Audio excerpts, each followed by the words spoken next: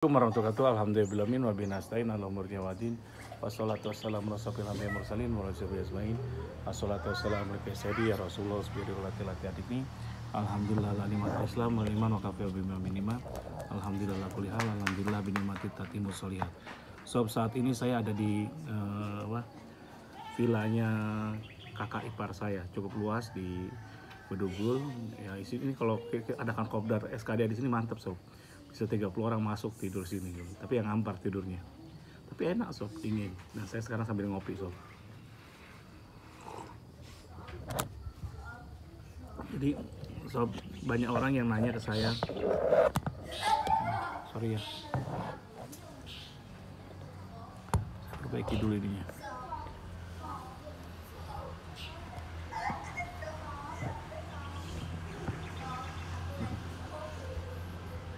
Sob, ini ponaan sama ayah mertua tinggal sini gitu. Saya belajar untuk menikmati kehidupan saya. Oke. Banyak orang yang dalam beberapa minggu ini, banyak orang yang membunuh diri atau stres, pengusaha stres, hampir gila katanya, segala macam-macam dari warga SKDA yang WA ke saya. Dan saya cukup sedih mendengarnya, karena apa? Hidup ini begitu indah, sob. Terus Captain sih enak gitu loh, bisa jalan-jalan terus, bisa gimana kelihatannya happy terus. Saya sebenarnya kalau saya pikirin, masalah Allah tuh adil sob, semuanya banyak kena masalah gitu. Cuman kalau saya kelebihannya satu, saya tuh pasrah orangnya, dan saya hanya mikirkan masalah hutang piutang dan masalah lainnya 10% aja sampai 20%. 30% itu apa? Untuk membahagiakan keluarga, ada waktu untuk keluarga. 30% untuk ibadah gitu, sisanya untuk sosial gitu. Jadi kadang-kadang hari Sabtu Minggu ini saya nginep di sini. Hari Rabu saya overland ke Flores. Jadi kalau di Flores pun meskipun liburan, ya keluarga saya ngerti juga. Kalau mau ngadakan kopdar ketemu dengan saya boleh, bisa di Labuan Bajo, di Ruteng, di Bajawa, atau di Ende gitu.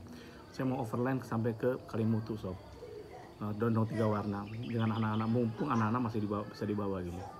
Jadi saya dari dulu emang sering ngajak anak-anak keliling gitu, dari dalam negeri maupun di luar negeri, dan itu seperti itu.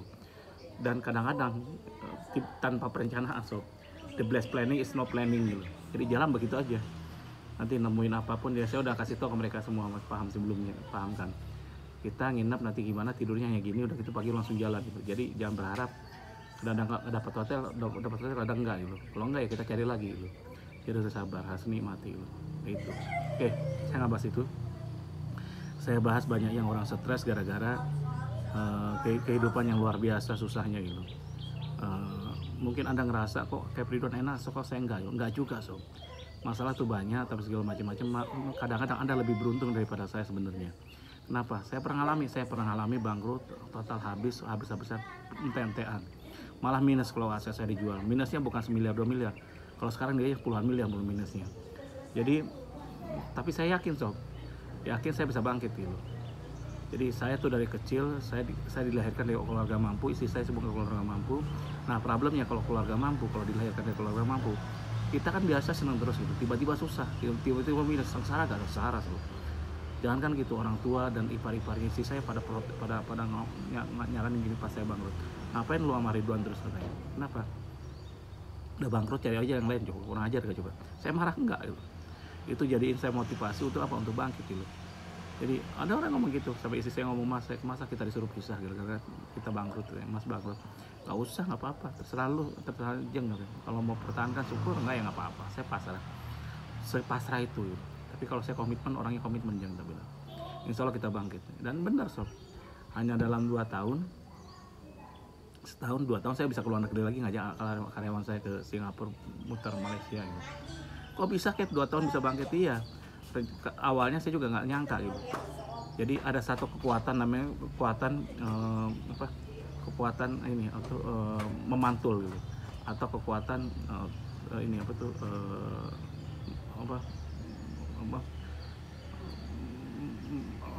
kayak menjejak ya. Jadi memantul tuh kayak bola tenis ya, kalau ada pantulkan ke bawah sekeras apapun mantul balik, kecuali itu isinya harus ada keikhlasan dan kepasrahan sob.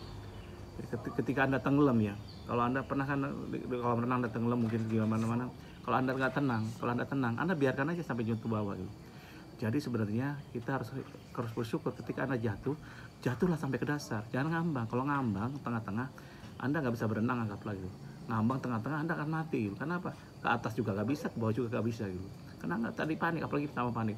Diamkan sampai nyentuh bawah, tahan nafas, udah gitu. Tekuk kaki Anda, jadi malah dipantulkan ke bawah, kekuatan menjejak gitu. Jejak ke atas, akhirnya Anda muncul lagi. Itu yang saya ajarkan ke karyawan saya, ke staff-staff saya juga. Menjejak, ambil nafas gitu, terus tenggelam lagi, menjejak lagi. Kan kita hidup naik turun. Atau kita kalau kuat, kalau hebat, kita kenyal, itu kenyal bola, jadi bola tenis gitu. Ketika dipantulkan kencang, itu tidak perlu protes. Yang penting apa? Ada mantul balik ke atas. Dan itu terjadi so. Dan saya ketika jatuh, saya diskusi dengan Pak Adi. Pak Adi tuh guru bisnis saya, orang China so.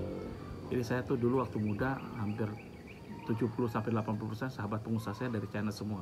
Karena ibu angkat saya juga, saya diangkat anak punya orang tua dua, orang tua asli sama orang tua angkat. Itu dari China. Dari keluarga saya juga sama, kan ada keturunan Chinese-nya. Banyak juga pengusaha-pengusaha Chinese yang luar biasa gitu. Dan tinggal di Bandung. Kalau di Bandung kan pengusaha Chinese kan membaur gitu. Nah, saya berguru juga dari Pak Adi Linoto, yang mudah-mudahan beliau dengar ya. Ketika saya jatuh, saya diskusi sama dia gitu. Pak Adi, dia bilang, saya ini sekarang bangkrut Pak Adi, dia bilang. Kayaknya saya bakal sekaya ini lagi, sekaya dulu lagi itu susah gitu. Butuh waktu 5-10 tahun mungkin. Karena bayangannya seperti itu. Dulu borju banget sob. Punya perusahaan 7, omset sebulan bisa 2-3-5 miliar. Zaman dulu loh, bukan sekarang loh. Karena saya dagang Schneider, PT Schneider Electric, saya distributornya Legrand, GE, segala macam-macam. Luar biasa, saya di distributor aja 2-3 miliaran gitu omsetnya. Belum dari lain-lain, belum dari kontraktornya gitu. Karyawan ratusan. Tiba-tiba saya bangkrut, minus gitu. Ketika seluruh aset saya dijual, saya masih minus. Dia Pak Adi bilang seperti ini, Wan, kamu tahu nggak Wan? Saya tuh punya sahabat di Glodok, kapan hari ada kerusuhan. Dia sampai dibakar semua dan dia sedih banget gitu. Kenapa? Karena kadang-kadang yang jarah pun mantan karyawannya gitu. Dan ternyata apa coba? Dan dia merasa beruntung karena apa? Istri dan anak-anaknya selamat gitu. Oh mungkin dia masih, tapi dia bisa bangkit lagi Wan dalam 2-3 tahun. Mungkin dia punya tabungan. Enggak Wan, minus Wan semua. Benar-benar minus. Biasa kalau orang Cina mungkin nyambung, enggak juga Wan. Orang China itu kadang-kadang kalau ada uang langsung diinvestasikan lagi, dibisniskan lagi. Tidak ada uang ngendap Wan. Jadi intinya seperti itu. Dan dia udah minus bener, dia hutang cukup banyak. Apa yang dia lakukan, dia datang ke para supplier. Dia barang orang lagi di situ. Titipan perusahaan-perusahaan. Tiba-tiba kebakar, hilang habis semua. Yang dilakukan mereka apa? Mengerti kok mereka gitu. 2 tahun Wan, tadinya lukonya anggaplah berapa meter gitu, 2 kali lipat yang besar. Karena di belakang, yang di samping dijual ke dia juga, dialihkan ke dia juga. Dan ternyata apa? Mau mengerti semua, kondisinya seperti itu waktu kerusuhan Glodok itu. Jadi intinya apa? Supplier-suppliernya dia, agen-agen dia memberikan tempo gitu. Memberikan tempo, dan itu saya lakukan sob. Caranya gimana? Saya ke supplier, ke agen tunggal ketika saya bangkrut. Kan mereka nagih saya segala macam-macam. Ada hutang 500 juta, zaman itu 500 juta gedenya luar biasa sob. Dia minta pokoknya kalau nggak ada 200 juta sekarang Wan, kamu tak masukin penjara, polisi gitu. Tak masukin penjara gitu. Nah zaman itu kekuasaan tuh kalau kita ada uang, cuan nih, ada duit, masih bisa dong melakukan apapun. Padahal itu kalau itu waktu itu saya nggak ngerti. Hutang itu kan perdata. Lu gua masukin pasal penipuan kalau lu mau bayar. Tapi gua bukan penipu, saya datangi salah satu. Kalau lu mau masuk penjara, mau urusan dengan polisi segala macam-macam, hukum pidana, oke silakan. Mungkin gua akan susah balikin uang buat tuh. Tapi kalau lu mau sabar, gua bisa selesai. Marah tuh, dia nggak mau terima gitu. Pokoknya nggak bisa, 200 juta depan nggak bisa gitu.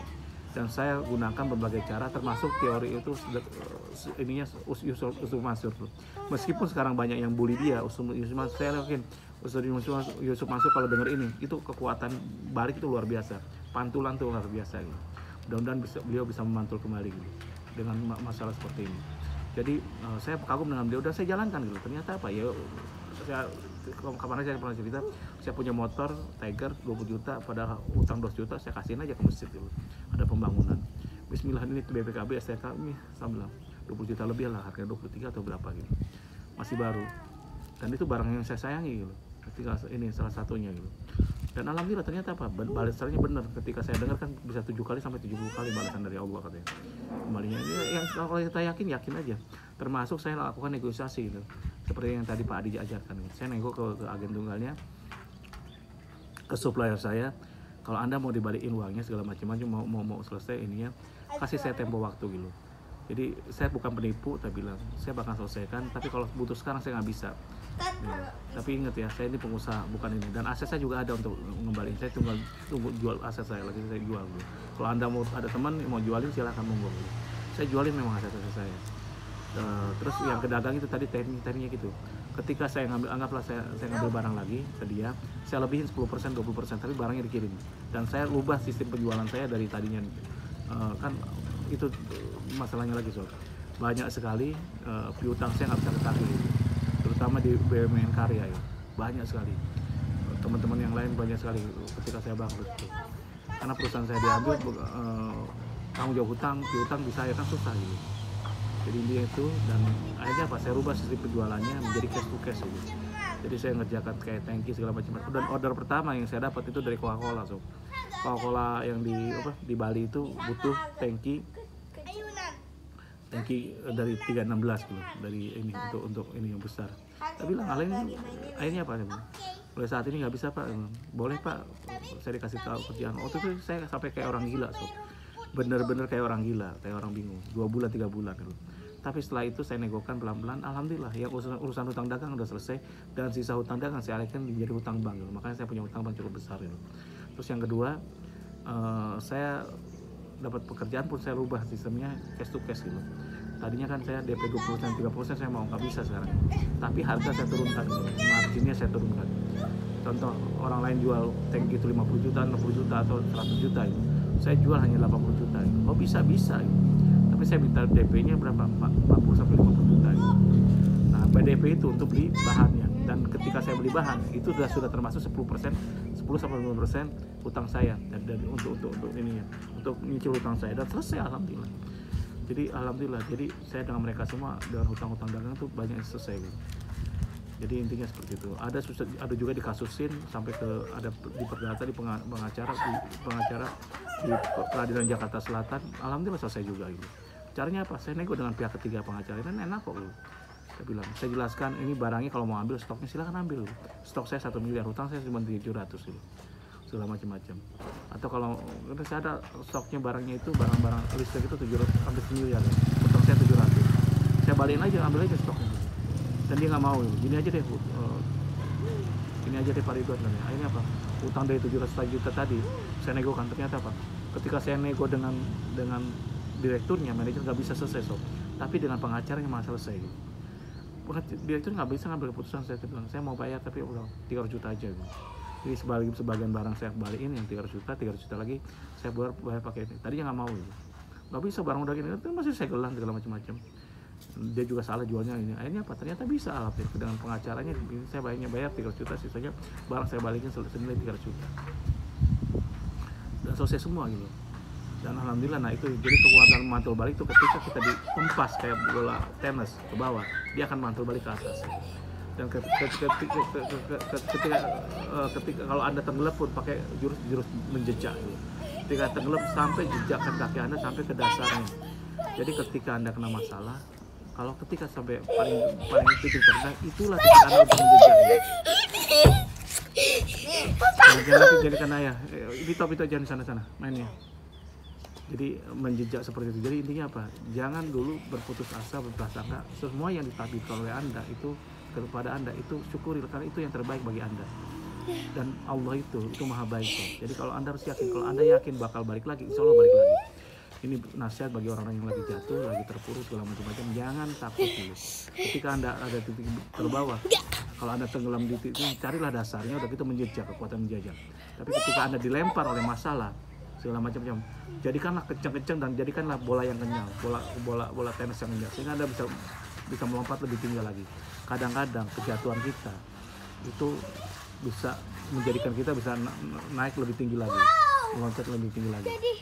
Jadi jangan berputus asa dulu. Ketika anda jatuh, nikmati aja.